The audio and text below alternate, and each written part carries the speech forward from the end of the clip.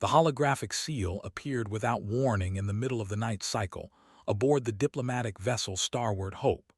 It floated in the darkness of the bridge like a ghost made of blue light, spinning slowly and casting strange shadows across the empty stations. The ship's computer detected it first and sent an alert to Commander Lisa Monroe, who was sleeping in her quarters 2 decks below. Lisa woke to the soft chime of her personal communicator. She had been dreaming about Earth, about the small town in Montana where she had grown up, about the mountains that touched the sky and the rivers that ran cold and clear. The dream faded as she opened her eyes, replaced by the familiar hum of the ship's engines and the gentle vibration that told her they were still traveling at faster-than-light speed toward the outer colonies.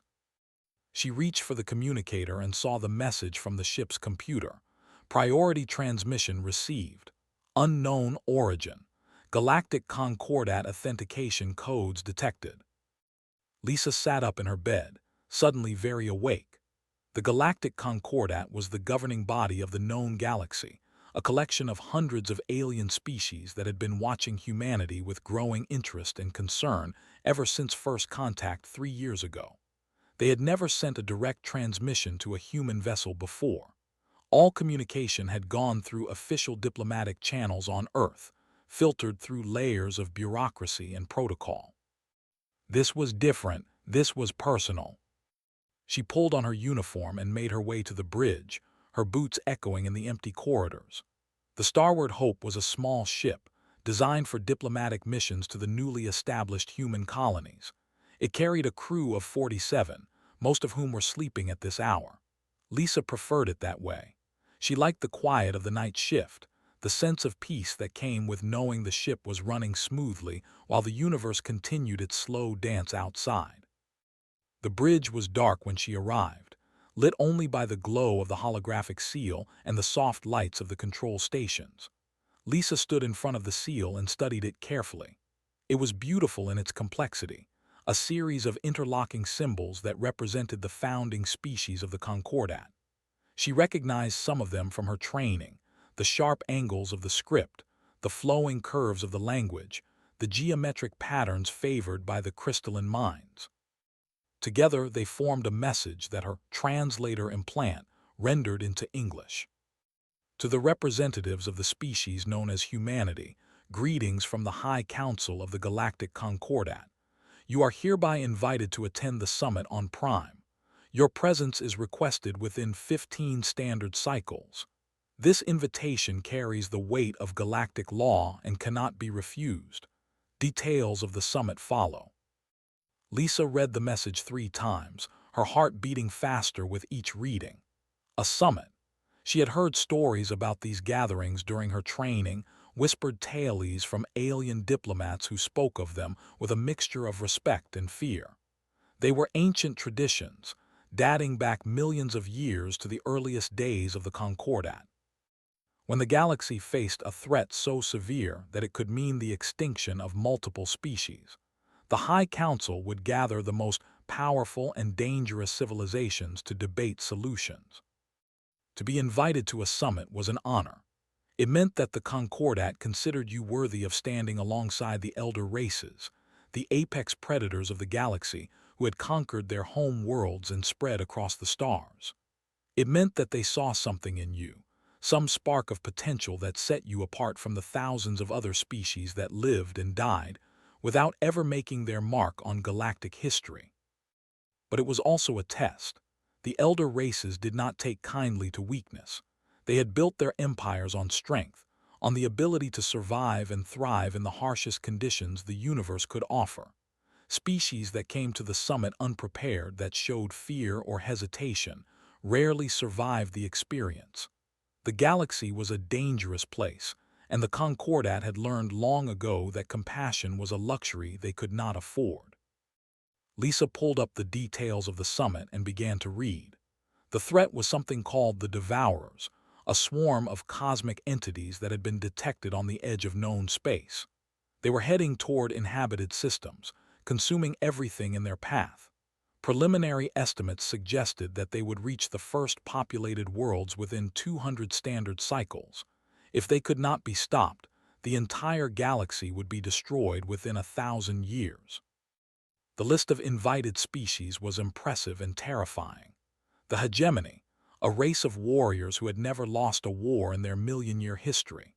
The crystalline minds of Theta 9, beings of pure energy who existed as living computers capable of calculations that would take organic brains centuries to complete. The burning ones of the Ash Nebula, creatures of living flame who had evolved in the hearts of dying stars. The Dominion, serpentine predators who had conquered half a galaxy before the Concordat convinced them to join rather than continue fighting. And now humanity, the newcomers, the death. Lisa smiled at that term.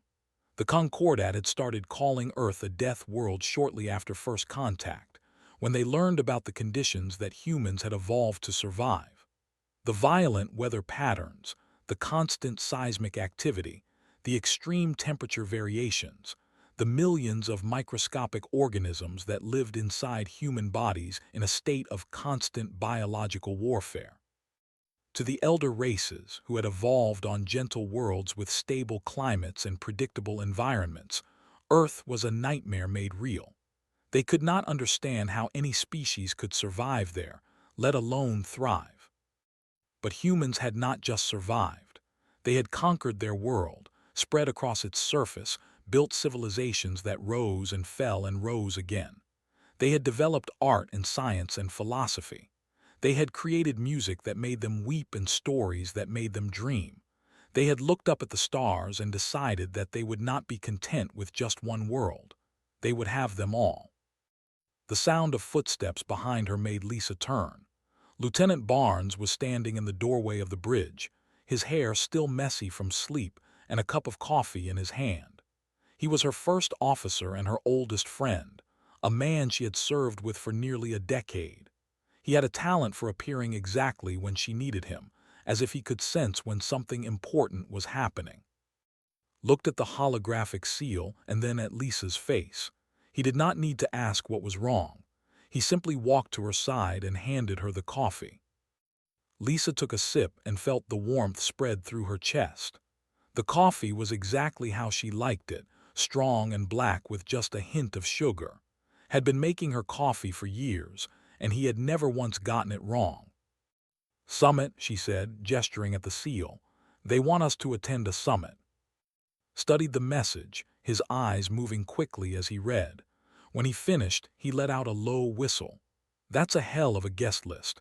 The alone could wipe out half the human fleet without breaking a sweat. "They could try," Lisa said, and there was something in her voice that made look at her sharply. "You're not seriously considering going." "I'm not considering anything. The invitation says it cannot be refused. Galactic law." "Since when do we follow galactic law?" Lisa laughed, but there was no humor in it. "Since we decided we wanted to be part of something bigger than ourselves. Since we sent our ships out into the unknown and asked the universe to take us seriously." She turned to face him, her eyes bright with something that might have been excitement or fear or both. "This is it. This is what we've been waiting for. A seat at the table. A chance to show them who we really are." Was silent for a long moment. He had known Lisa for most of his adult life, had served beside her in situations that would have broken lesser officers. He had seen her face down pirates and negotiate with hostile governments and keep her crew alive through disasters that should have killed them all. He trusted her judgment more than he trusted his own. But this was different. This was the Galactic Concordat, the elder races, the powers that had shaped the galaxy for millions of years before humanity had learned to walk upright. Going to their summit was like walking into a den of lions and asking to be treated as an equal. "Permission to speak freely," he said finally. "Always. This is a trap. It has to be. They've been watching us for 3 years trying to figure out what we are and what we want. They've seen our expansion into the outer colonies, our military buildup, our technological development. They're scared of us, Lisa, scared of what we might become if they let us grow unchecked." He shook his head. "This summit is their way of putting us in our place. They'll parade us in front of the elder races, Let them see how young and weak and fragile we are, and then they'll use whatever happens to justify keeping us contained." Lisa listened to his argument without interrupting. When he finished, she took another sip of coffee and turned back to the holographic seal. "You might be right," she said. "In fact, you're probably right. The Concordat didn't get to where they are by being kind or fair. They got there by being ruthless, by crushing anything that threatened their power." She paused, and when she spoke again, her voice was softer. "But what's the alternative? We refuse the invitation, we stay hidden in our little corner of the galaxy, and we hope they forget about us. That's not who we are. That's never been who we are." She reached out and touched the holographic seal, and it responded to her touch, expanding to show a star map of the galaxy. The location of Prime was highlighted, a small blue dot at the edge of a vast expanse of unknown space. It was far from Earth, far from any human settlement. Getting there would require passing through territories controlled by species that had never met a human face to face. "We're going to that summit," Lisa said, her voice firm with decision. "We're going to show them what humans are capable of. And when they try to intimidate us, when they try to make us feel small and insignificant, we're going to stand our ground and remind them that we didn't get where we are by being careful." Stared at her for a long moment, and then he smiled. It was the same smile he had worn when they had faced impossible odds in the past, the smile of a man who had accepted that the universe was determined to kill him and had decided to make it work for every inch.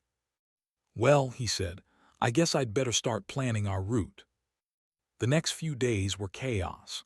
Lisa contacted Earth Command and informed them of the invitation, triggering a flurry of activity as diplomats and military officers scrambled to understand what it meant. There were arguments about whether to accept, debates about who should represent humanity at the summit, discussions about what message they wanted to send. In the end, the decision was simple. Lisa Monroe would lead the delegation. She had more experience with alien species than any other officer in the fleet, and she had a reputation for remaining calm under pressure. The Concordat had sent the invitation to her ship, which meant they expected her to respond personally. The rest of the delegation was assembled over the following days. Dr. Maria Santos was pulled from her research station on Luna, where she had been studying alien biology for the past 2 years.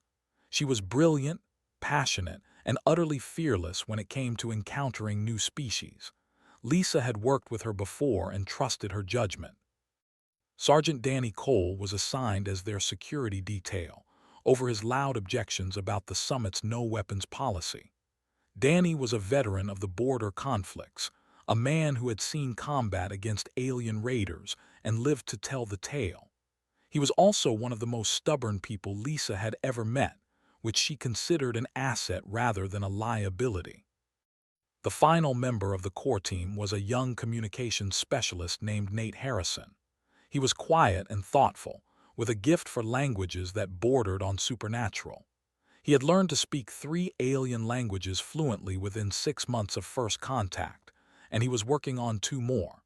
If they needed to communicate with species they had never encountered, Nate would be essential. The Starboard Hope was not designed for a journey to the edge of known space, so Lisa arranged for a different vessel to carry them.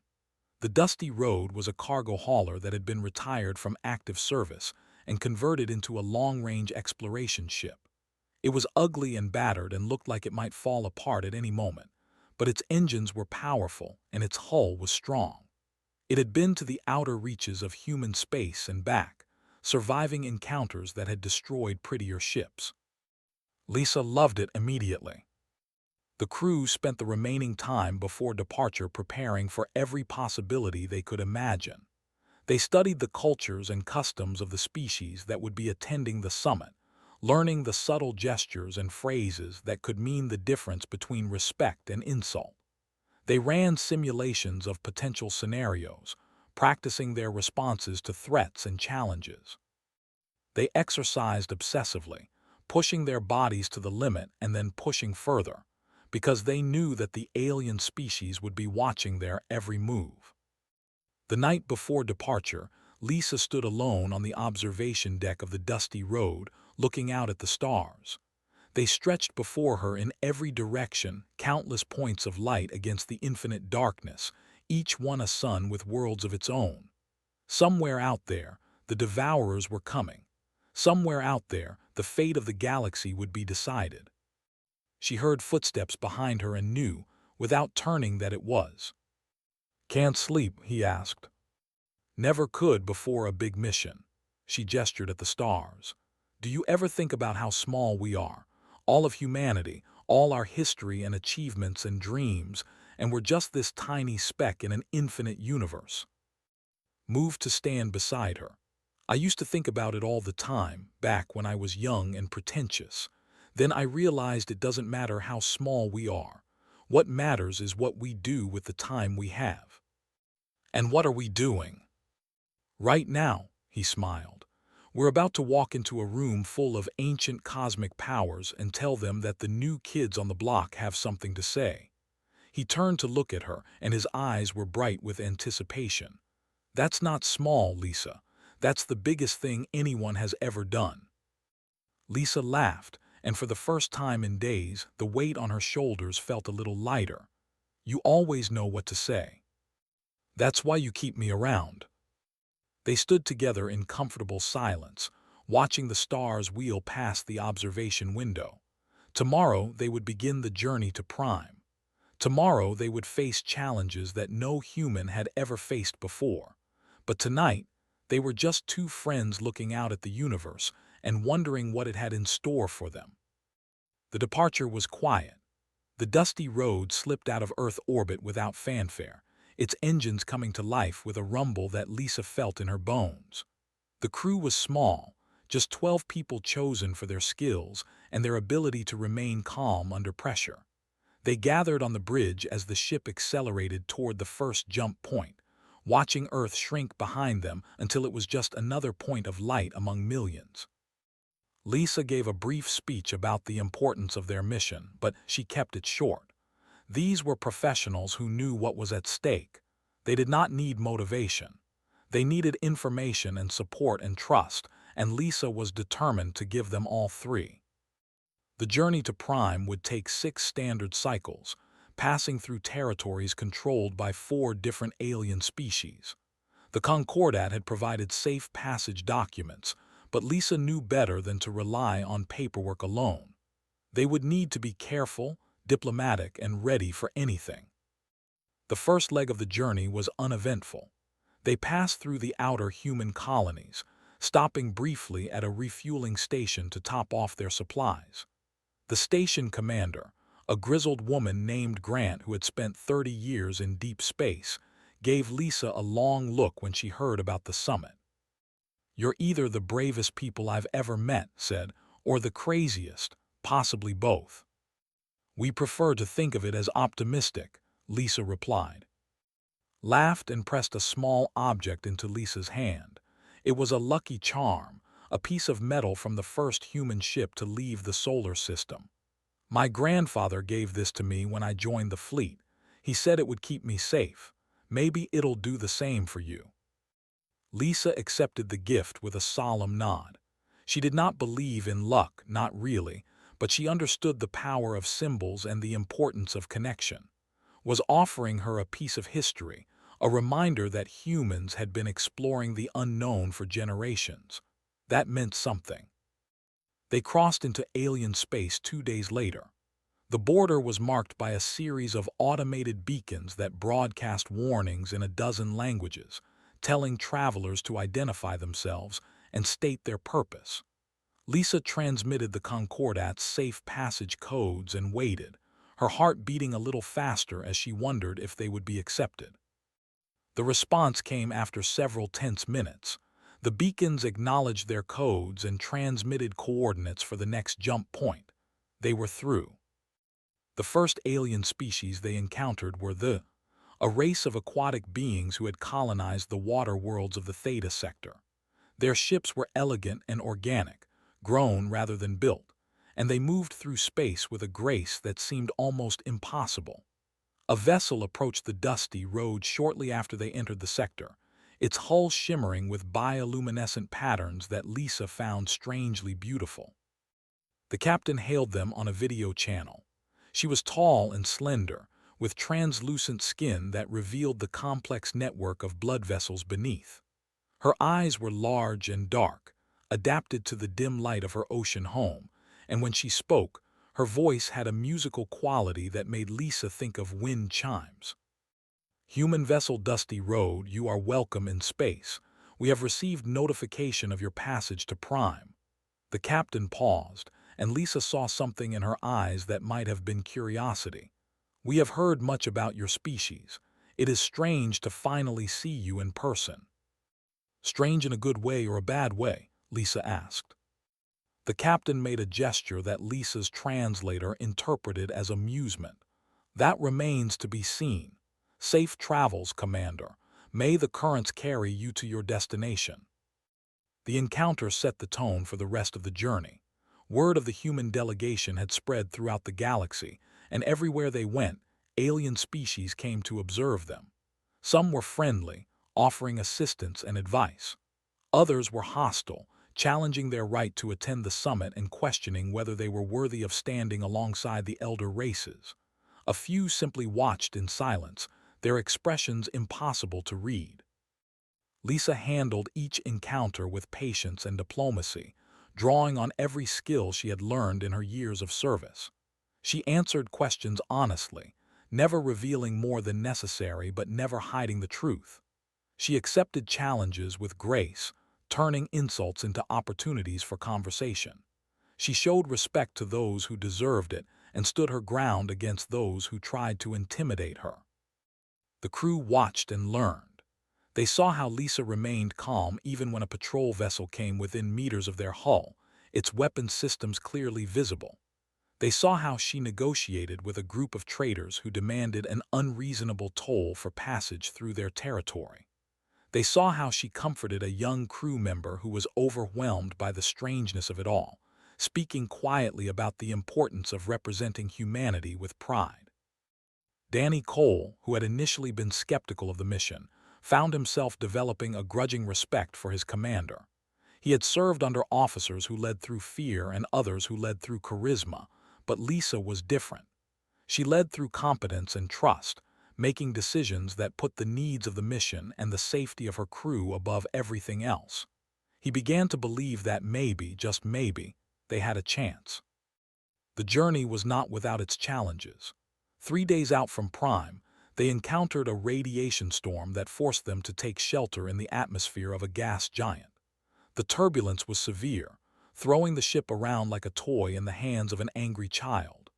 Grant, who had joined the mission as their engineer after impressing Lisa at the refueling station, worked for 18 hours straight to keep the engines running, her hands bleeding from the effort. When the storm finally passed and they emerged into clear space, the crew was exhausted but unbroken. Lisa ordered a rest period and made sure everyone ate a proper meal before resuming their duties. They had survived their first real test, and she could see the change in their eyes. They were no longer just a group of individuals. They were a team. The final approach to Prime was tense. The planet was surrounded by hundreds of ships from dozens of species, all gathered for the summit. Lisa had never seen so many different designs in one place, from the organic curves of vessels to the angular aggression of warships to the impossible geometries of crystalline mine constructs. It was like looking at a museum of galactic engineering, centuries of development and innovation brought together in a single location. A Concordat escort vessel met them at the outer perimeter and guided them to an assigned landing zone. The pilot, a being that Lisa could not identify, transmitted coordinates and landing procedures in a flat, emotionless voice. There was no welcome, no acknowledgement of their journey or their species. They were just another delegation among many. Lisa refused to let it bother her. She had expected this treatment and prepared for it. The elder races would not respect them until they had proven themselves worthy of respect. Words and gestures meant nothing here. Only actions mattered. The dusty road descended through the atmosphere of Prime, its hull glowing red with friction as they passed through the upper layers. The planet was rocky and barren, a world of gray mountains and black seas that seemed to absorb light rather than reflect it. It was a neutral territory, chosen specifically because no species called it home. No one had an advantage here. Everyone was equally uncomfortable. They landed on a platform carved from the native stone, surrounded by ships of every size and shape. As the engines powered down, Lisa gathered her team on the bridge and looked at each of them in turn. "This is it," she said. "From the moment we step off this ship, we represent all of humanity. Every word we speak, every action we take, will be judged and remembered. The elder races are going to test us in ways we cannot predict. They're going to try to make us feel small and weak and insignificant." She paused and her eyes swept over the faces of her crew, steady and reliable as always. Maria, her eyes bright with scientific curiosity. Danny, his jaw set with determination. Nate, quiet but alert. And the others, 8 more souls who had volunteered for this mission knowing the risks. "But we're not small," Lisa continued. "We're not weak, we're human. We come from a world that tried to kill us every day of our existence, and we didn't just survive. We thrived, we conquered, we reached for the stars and grabbed them with both hands." She straightened her shoulders and lifted her chin. "So when they test us, we're going to pass. When they challenge us, we're going to stand our ground. And when this summit is over, they're going to remember the day they invited humanity to the table." The crew responded with silence, but it was a silence filled with determination and pride. Lisa nodded once, satisfied, and turned toward the airlock. "Let's go meet the neighbors." The receiving hall was vast, carved from a single piece of black stone that seemed to drink in the light from the fixtures above. Representatives from dozens of species filled the space, grouped by affiliation and alliance, their conversations creating a low hum that Lisa felt more than heard. Her translator implant worked overtime, picking up fragments of dialogue in languages she could not identify. They were noticed immediately. The conversations faltered as heads and sensory organs turned in their direction, studying the newcomers with expressions ranging from curiosity to contempt. Lisa kept her pace steady and her expression neutral, walking toward the center of the hall as if she had every right to be there. Because she did. The invitation had been clear. Humanity had been called to this summit, and they had answered. The delegation was the first to approach. Their ambassador was massive, standing nearly 3 meters tall, his body covered in chitinous armor that gleamed like polished obsidian. He moved with surprising grace for a creature his size, each step deliberate and controlled.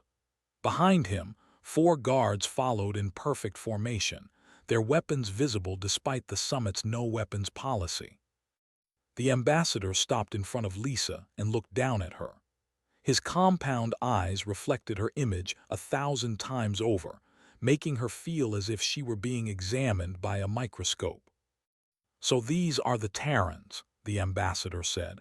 His voice was deep and resonant, translated by Lisa's implant into English. "The Death who think they belong among the elder races." Lisa met his gaze without flinching. "That's us, and you must be the, I've heard a lot about your people."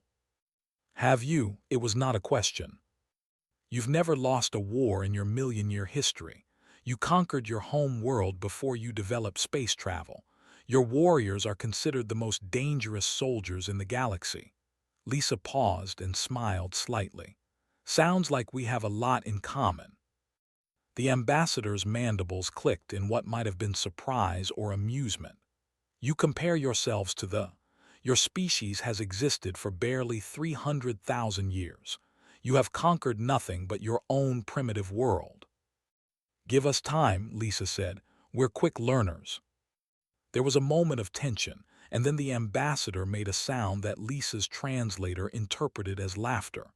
"You have spirit, Terran. I will enjoy watching you lose it." He turned and walked away, his guards following in silence. Let out a breath he had been holding. "That went well." "Better than I expected," Lisa admitted. "He didn't try to eat us." The next few hours were a blur of introductions and observations. Lisa circulated through the hall, speaking with representatives from species she had only read about in reports. Some were friendly, others hostile, most simply curious. She answered their questions and asked her own, building a mental map of the political landscape that would shape the summit. The crystalline mines were particularly interesting.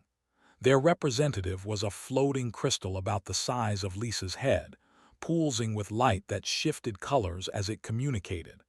It did not speak in words but in patterns of energy that Lisa's implant struggled to interpret. "You are unexpected," the crystalline mind said, its voice a synthetic approximation generated by an external device. "Our calculations suggested a 43% probability that your species would decline the invitation." "Why would we decline?" Lisa asked. "Fear, prudence, recognition of your limitations." The crystal pulsed orange, which Lisa interpreted as confusion. "Your presence suggests either ignorance of the risks or an unusual tolerance for danger." "Can it be both?" The crystalline mind pulsed blue, which might have been amusement. "Fascinating. We will observe your performance with interest." As the hours passed, Lisa noticed that one delegation had not approached them. The Dominion kept to themselves at the far end of the hall, their serpentine bodies coiled in patterns that suggested both relaxation and readiness. Their ambassador, a massive creature with scales that shifted colors like oil on water, watched the humans with unblinking eyes. Lisa decided to make the first move. She walked across the hall, aware that every eye in the room was following her. The guards tensed as she approached, their forked tongues tasting the air. Lisa stopped at a respectful distance and inclined her head in greeting. "Ambassador, I am Commander Lisa Monroe of the human delegation. I wanted to introduce myself."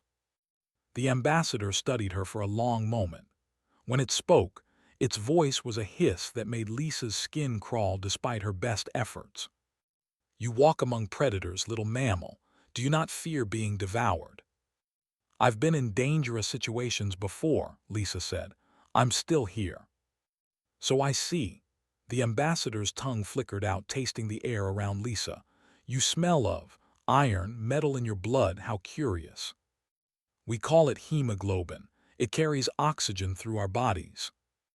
"Iron in the blood, radioactive particles in the bones, hostile microorganisms throughout your system." The ambassador made a sound that might have been wonder or disgust. "Your species is a contradiction. You should not exist, and yet here you are." "Here we are," Lisa agreed, "and we plan to stay." The ambassador's eyes narrowed. "We shall see." The summit officially began the following morning. The delegates gathered in a massive amphitheater carved from the rock of Prime, arranged in tiers according to seniority and influence. Humanity was assigned a position near the bottom, barely above the observation galleries where lesser species watched the proceedings. Lisa did not complain. She had expected this treatment and was prepared to earn a better position through her actions. High Arbiter called the summit to order. The ancient being existed as a cloud of luminescent particles, its form shifting constantly as it spoke. Its voice resonated through translation devices throughout the chamber, carrying the weight of millions of years of accumulated wisdom. "We gather here because the galaxy faces extinction," intoned. "The Devourers approach. All projections show total annihilation within 200 standard cycles if they are not stopped. We have summoned the mightiest civilizations to forge a solution." A holographic display activated at the center of the chamber, showing the Devourer swarm in terrible detail. The creatures were massive, translucent entities that drifted through space like jellyfish in an ocean of darkness.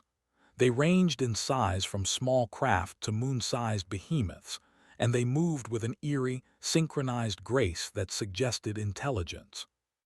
"They have consumed 17 star systems," continued. "Every attempt to communicate has failed. Every attempt to destroy them has failed. We must find a new approach or we will all perish." The ambassador rose to speak. His proposal was direct and aggressive, as Lisa had expected. A combined fleet of 60,000 warships, drawn from all major powers, would meet the swarm in open space and destroy it through overwhelming firepower. The chamber erupted in debate. Some supported the plan, arguing that it was the only way to stop the Devourers before they reached inhabited worlds. Others questioned the logistics, pointing out that assembling such a fleet would take nearly 100 cycles and leave many worlds undefended. A few suggested that the Devourers might be too powerful to defeat by conventional means. Lisa listened carefully, taking notes and observing the dynamics between the different factions. She saw how the elder races dominated the conversation, their voices carrying weight that the younger species could not match. She saw how decisions were made through subtle gestures and unspoken agreements, a political dance that humanity was only beginning to understand. When there was a pause in the debate, Lisa raised her hand. The chamber fell silent. Dozens of alien eyes turned toward the human delegation, some curious, others annoyed, a few openly hostile. Lisa stood, feeling the weight of their attention like a physical pressure.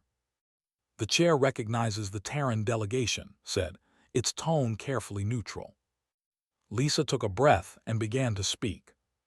"With respect to the proposal, I have concerns."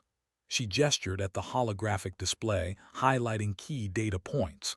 "We're proposing to throw 60,000 ships at an enemy we don't understand.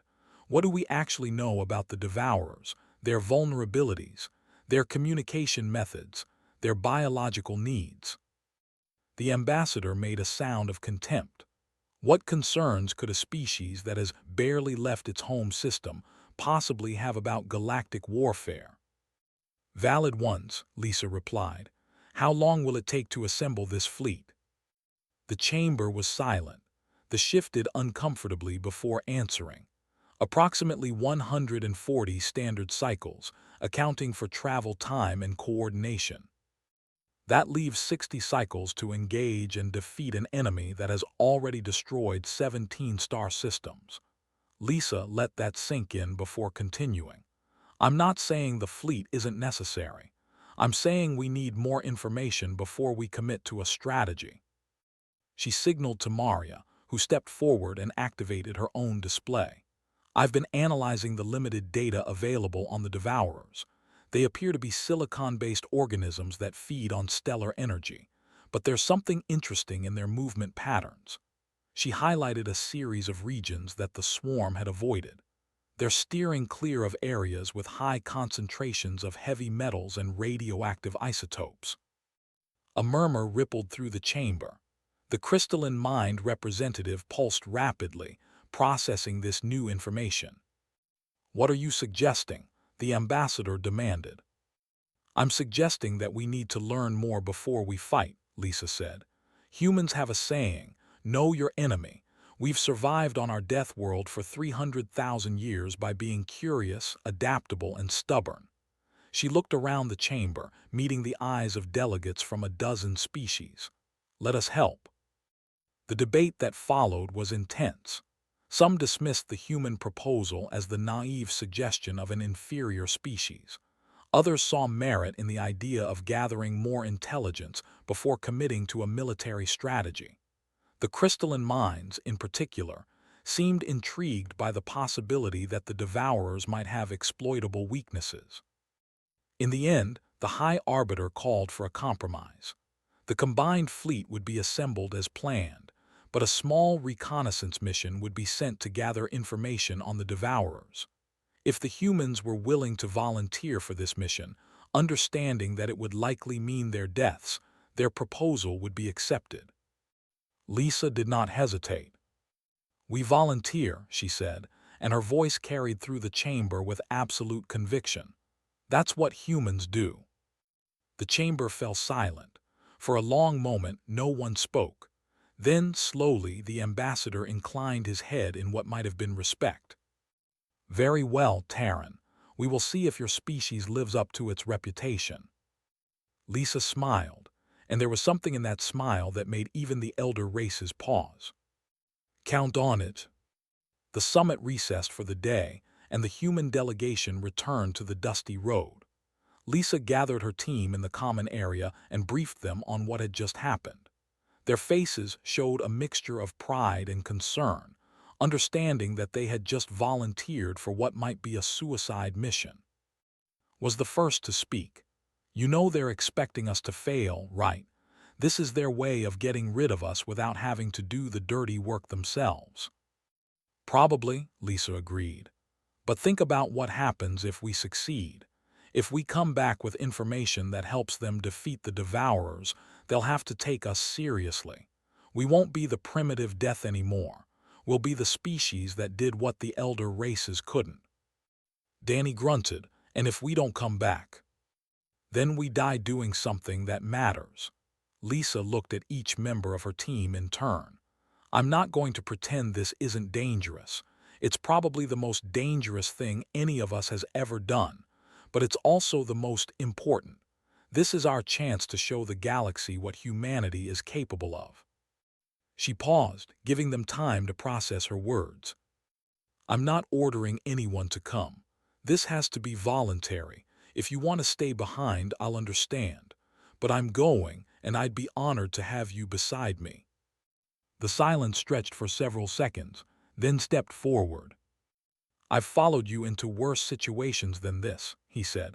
No reason to stop now. Maria was next. I've spent my whole career studying alien life. This is the discovery of a lifetime I'm in. Danny cracked his knuckles. Someone needs to keep you eggheads alive. Might as well be me. One by one, the others stepped forward. Nate and the remaining crew members, each offering their commitment to the mission.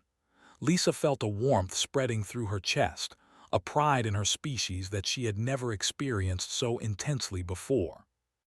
All right, she said, her voice thick with emotion. Let's get to work. The next few days were spent preparing for the reconnaissance mission. Lisa met with representatives from the Concordat to discuss logistics and support. She was surprised to learn that they would be accompanied by an observer, a young named who had been assigned to document the mission. Was not what Lisa had expected. Unlike the warrior ambassador, was small and curious, with a habit of asking questions that suggested genuine interest rather than contempt. Had volunteered for the mission, which was unusual for her, and seemed almost eager to learn about the humans. Your species fascinates me, admitted during their first meeting. You come from a world that would kill most beings in the galaxy, and yet you seem happy, content. This does not make sense to me. Lisa considered the question. I think it's because we've learned to find beauty in the struggle. Our world is dangerous, yes, but it's also incredible. The mountains, the oceans, the forests, the creatures we share our planet with.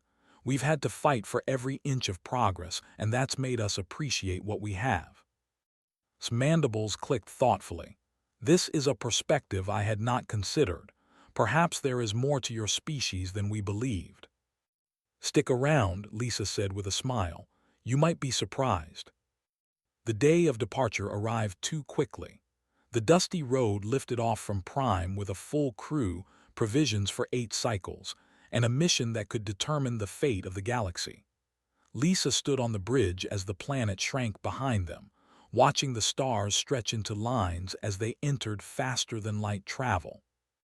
They were heading into the unknown toward creatures that had destroyed civilizations older than humanity. They were 12 souls against a cosmic threat that had never been stopped. But they were human, and humans had a talent for doing the impossible. Lisa turned from the window and faced her crew. All stations report readiness, she ordered.